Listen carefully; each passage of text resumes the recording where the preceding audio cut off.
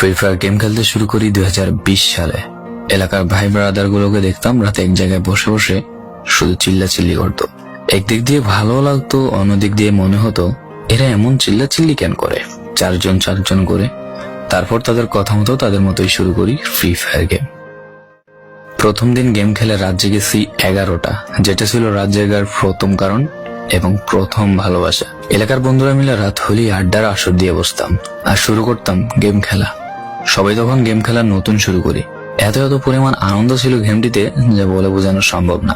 তখন ভালো কোনো ফোন ছিল না, ল্যাগ করতো, তবুও খেলতাম। আব্বু আম্মুর কি পরিমাণ বকাঝকা খেয়েছি সেটা বলা বাহুল্য।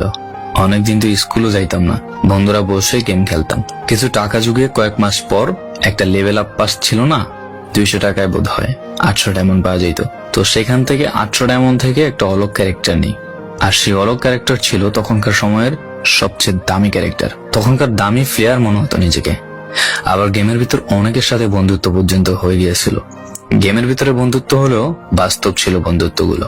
তখন ফ্রি ফায়ারে ডু পার্টনার সিস্টেমটা ছিল না, তাই কোনো মেয়ে গেমেও ছিল না। তারপর যখনই মেয়েরা গেমটা শুরু করে তখনই আস্তে আস্তে গেমের আনন্দ নষ্ট হয়ে যায়। অনেক বেশি র্যাম প্রয়োজন হতো, তো তাই গেমটা খেলতে ভালো একটা ফোনের প্রয়োজন হইতো। কিন্তু তখন ফোন ছিল না, কোন রকম একটা ফোন দিয়ে খেলতাম গেমটা। ভাবতাম একটা ভালো ফোন হইলে গেমটা আরো সুন্দর করে খেলতে পারতাম, ল্যাগ করতো না ইত্যাদি। কত আনন্দই না ছিল তখন। প্রতি সপ্তাহে শুক্রবার বসে সবাই গিল্ডের গ্লোরি ফুল করতাম একটা কাস্টমের জন্য। পরের দিন সবাই মিলে আনন্দ নিয়ে একটা একটা করে কাস্টম খেলতাম। আমার জীবনের প্রথম 3 বছরের ভালোবাসা। কোনো মেয়ের জন্য আমি গেমটা